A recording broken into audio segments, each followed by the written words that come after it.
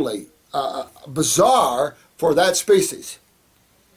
So your primate family and your herbivores, your elephants, your horses, and your cows, some of the strongest animals on this planet. No lack in endurance. We use them for their power.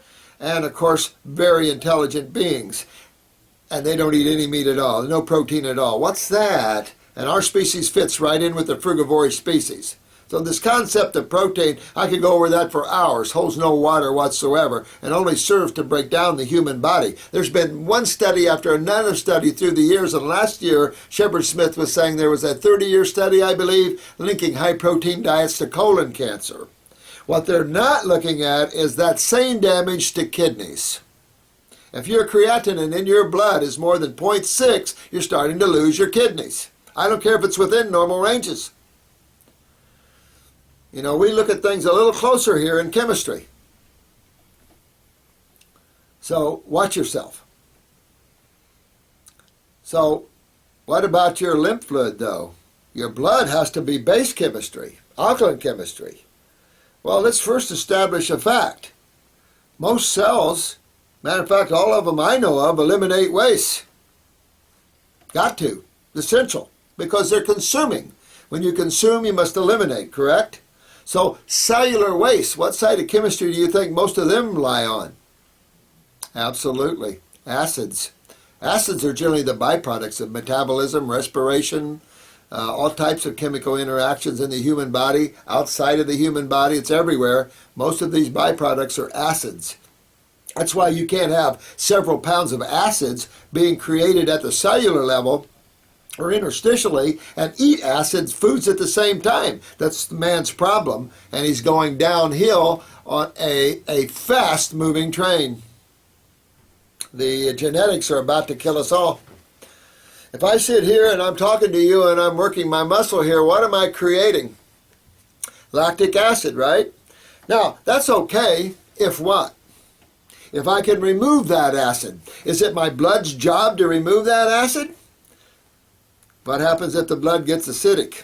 And you can't convert all acids to bases. That's stupid. Nope. You've got separate eliminative organs for that. You can see that when the skin gets backed up subcutaneously with acids. Eczema, psoriasis, all types of skin rashes. Absolutely. These are all acids. That's why it makes the skin red. What happens if you forget to change your baby's diaper in a timely manner? See a little rash on the bottom? How come? A urine rash? Where'd that come from?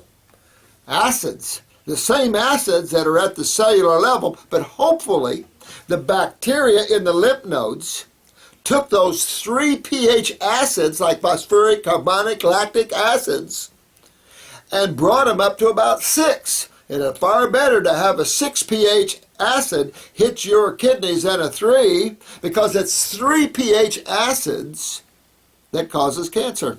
Cancer is just simply a damaged cell by acids. What acids damage cells? Any of them. Pick them. Acids don't differentiate. They don't say, oh, you're a good cell, I'm not going to touch you, I'll get this one over here. They're acids. And acids are acids, and they will always be acids. The only way to stop an acid is with base chemistry.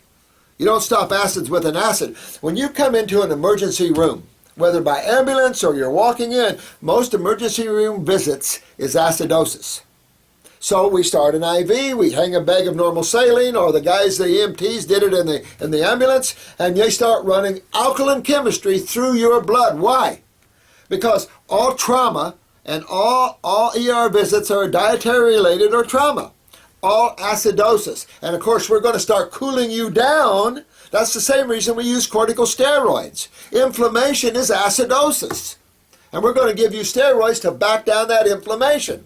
Not the right way, but certainly in a stat situation, may be possible. It should, especially spinal cord stuff, so you don't damage tissue. The big issue is your lymph system's got to pull those acids out of there, not your blood.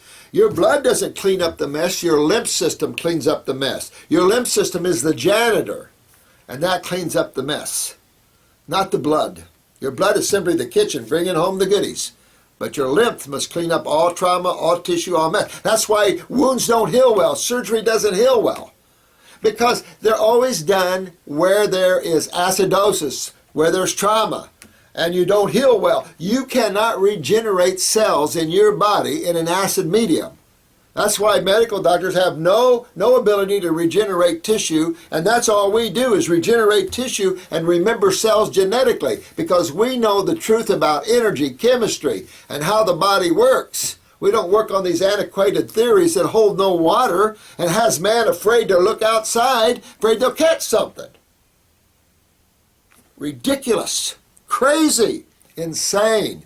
And it's been the downfall of the human race, both monetarily. Look at what the allopathic community's done to the monetary system of this country.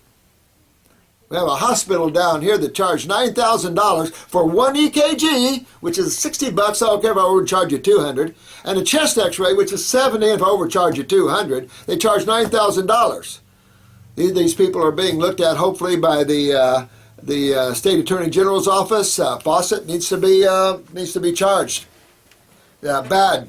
That's what's the problem. They're not the solutions. They're the problems. So we have to correct that. So it's important that you understand acids and the vital need of the body to remove them. That's why the lymph system is a thicker, mucousy, lipid-based fluid, because it deals with the acid side of chemistry.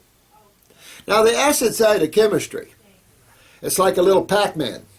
But what it does, acids create what they call an anionic environment. An anionic environment is an environment of coagulation and dehydration. So this fluid has a tendency to get thick. You ever cough up a real big mucus plug and how thick that is? That's what happens to the lymph system in your body. It gets thickened, hardened. Some of these tumors get hard as a rock. What's a tumor? Pocket of fluid. What kind of fluid do you think you're going to find in a tumor? Same kind of fluid you're going to find in a boil or a pimple? Or how about a cyst? Absolutely. You only have two fluids in the human body primarily. What are those? Interstitial fluids, blood and lymph. Blood and lymph. The dominant fluid, a little water, okay. Blood and lymph dominates the human body, period. End of story. So, real important to understand the lymph system, because that's where 99% of all the problems, all the pain, all the swelling. I don't care what arthritis it is. I don't care what lupus, Lyme's. I mean, they lump these as autoimmune. What's autoimmune about any of those? Nothing. That's your sewer system. And so what if you get a viral? Your sewer system is a dump. It's your culturing medium. You have no culturing medium, you have no problem. You have no acidosis, you have no pain and swelling. Congestive heart failure, pulmonary edema. These are all lymphatic problems. Gangrene, lymphatic problems. Of course, it just happens to be the kidneys are at the core of the problem, and well, now we got the adrenals. So what do you see?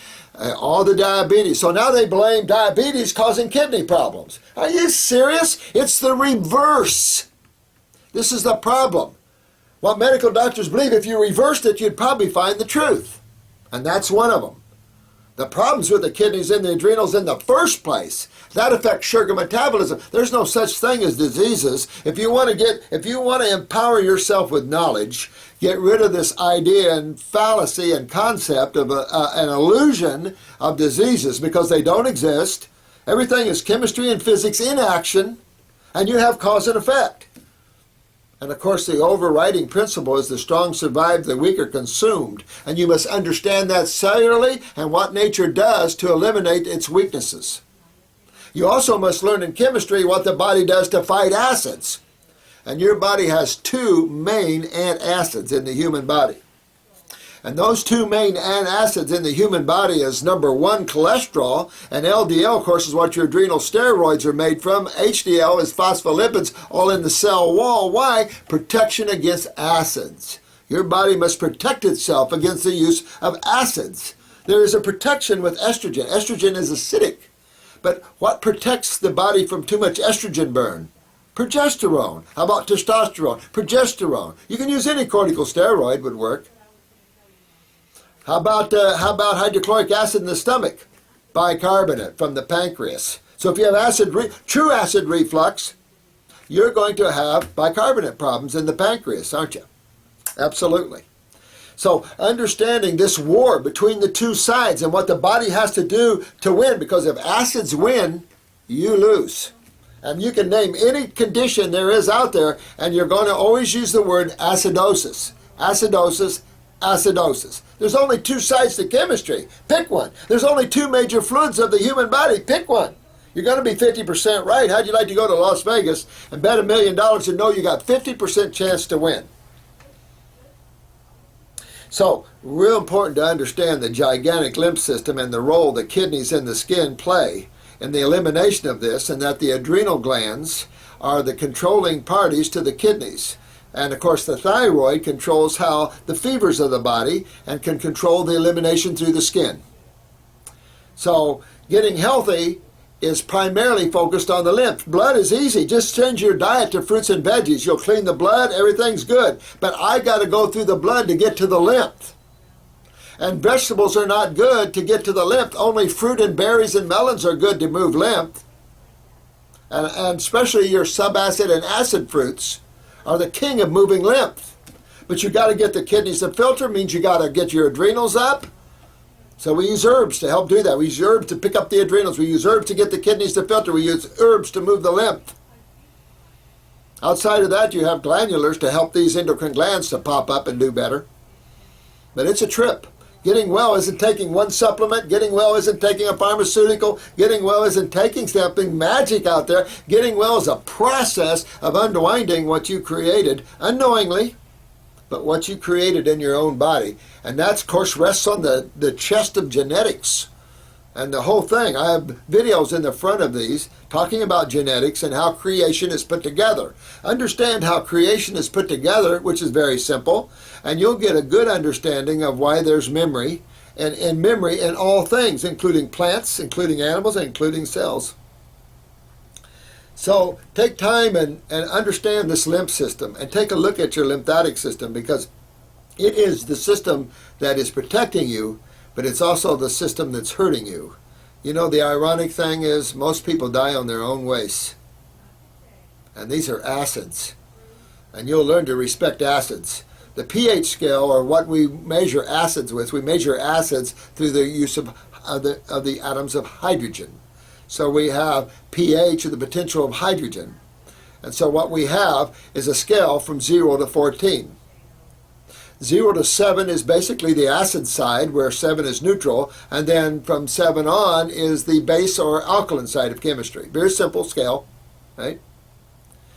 Look at Coca-Cola, Dr. Pepper, Pepsi. They all have a pH of about 2.8, 2.9, 3 pH. So let's call it 3 pH. Pretty hot stuff. Put a Coke in your mouth, and burn my mucosa, because acids burn. Ow! Or you can feel the heat from acids, right? Gatorade. Minnesota School of Dentistry found Gatorade to be 2.85.